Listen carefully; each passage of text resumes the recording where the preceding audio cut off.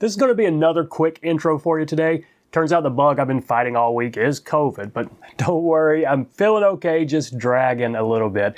And I do not want to blow my streak of publishing at least 2 tying videos a week for over 3 years now. So today's pattern, I was looking for a classic old school wet fly to tie, and I found a pretty cool one in Bob Church's International Guide to Trout Flies, published in 1987. And while it does say international in the name, most all the patterns in here are British. The one I'm about to tie is called the Oakham Orange, created by Stuart Billam of Nottingham. It's a wet fly reminiscent of a Wickham's Fancy, meant to be fished up in the surface with a regular wet fly or 2 trailing it. And I'm assuming it was tied as a reservoir or loch fly over there, but it could be fished the same way in some of our big waters over here, or as a bass or panfish fly, maybe even a steelhead pattern. So a fly like this is pretty versatile, and it's not a complicated tie, but it does have one tactic that a new tyer might not be familiar with, and that's palmering a hackle from the front to the back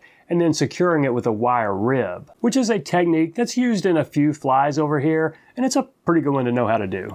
So there it is in the vise, the Oakham Orange, and if I didn't mention it in the intro, I meant to. It's very reminiscent of a Wickham's Fancy, which is another old school wet fly tied in this style. And lots of these are tied pretty big. I'm going on a size 10, it's 1 extra long, 1 extra strong wet fly hook. I'm going to use some orange thread. This is a 70 denier. You could certainly go thicker with this if you wanted to.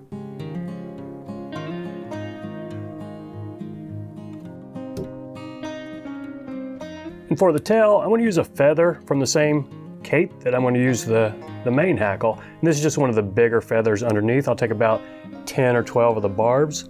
And a kind of long tail, not huge, but certainly not insignificant here. Just catch that in, try to keep it on top. Don't worry about a bump here. We're not going to really worry about a smooth underbody. We have so much going on top of it. So next thing I'm going to catch in some Mylar tinsel. It's a gold on one side and silver on the other. I'm going to catch it in with a couple of wraps up front, silver side toward the hook, but before I take it all the way back, I'm going to go ahead and catch in a silver wire rib, and this is size brassy.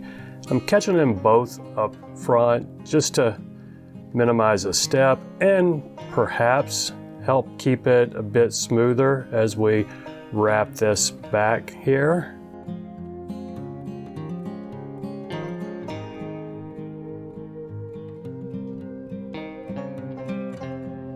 Now park your thread up front, pull the wire rib out of the way, and then wrap the Mylar body right here just up to your thread.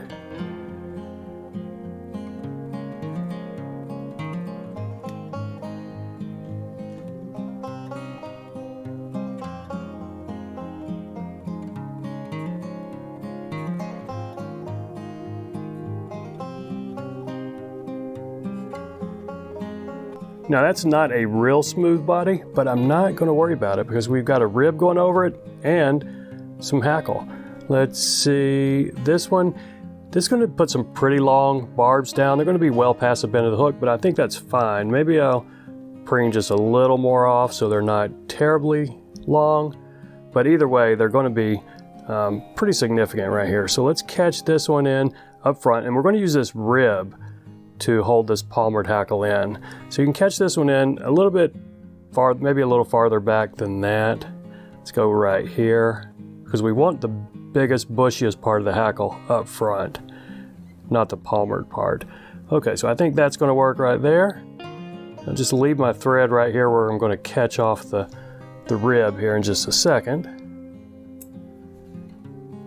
So up to you here how you want to palmer this, really thick or kind of sparse. I think somewhere in the middle is fine, and 4 or 5 wraps is going to look all right.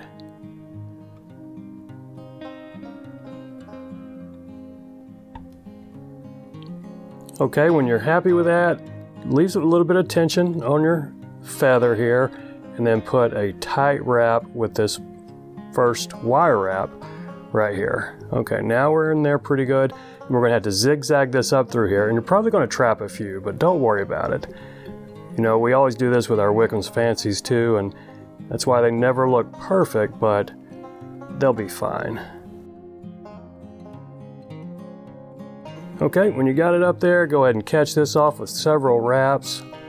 This is a pretty thick wire, so it's going to take quite a few wraps to really lock it in. And put a little tension on your thread here, and now you can helicopter it off. Check to make sure you didn't leave a nub right there. If you did, just a couple wraps to go over it. Now let's take care of this excess feather right here.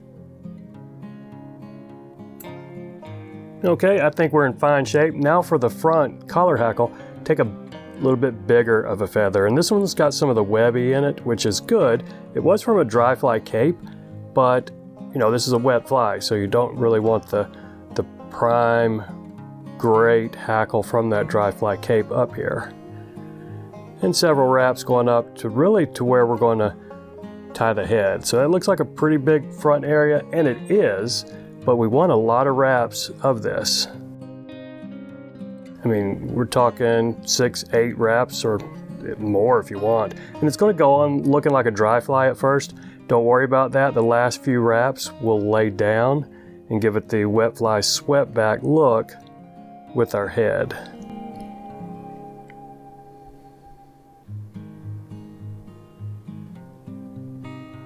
Okay, I think that's enough right there. I wasn't counting, but it could have been at least 8 wraps or so.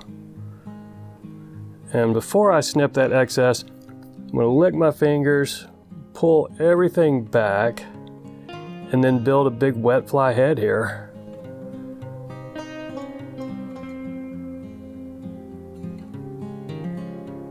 Okay, now let's whip finish it.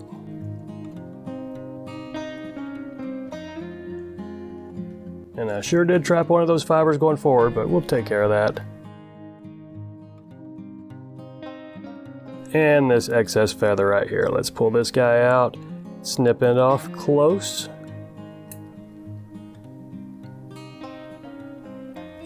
And there we go. No cleanup on a pattern like this. It's big and bushy, and that's how it's supposed to be. Just a drop of head cement, and I think we're good to go. So I appreciate you watching, my friends.